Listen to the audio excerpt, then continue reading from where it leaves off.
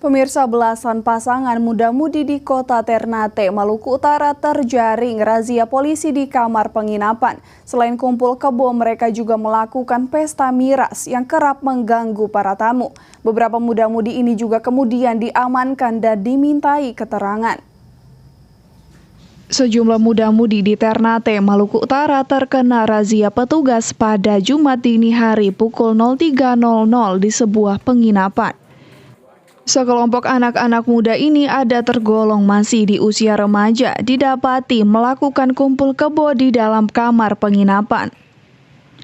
Terhitung 15 orang yang terdiri dari pasangan laki-laki dan perempuan. Selain melakukan kumpul kebo dan pesta minuman keras, aktivitas mereka juga kerap mengganggu waktu istirahat para tamu lainnya.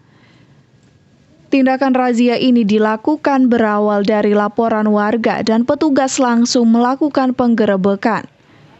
Beberapa muda-mudi ini kemudian diamankan oleh petugas yakni tim patroli Polsek Selatan untuk dimintai keterangan serta memanggil orang tua mereka.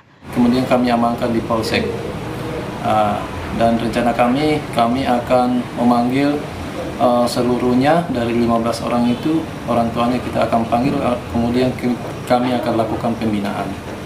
Jadi yang kumpul kebo di salah satu kamar di penginapan Romantika.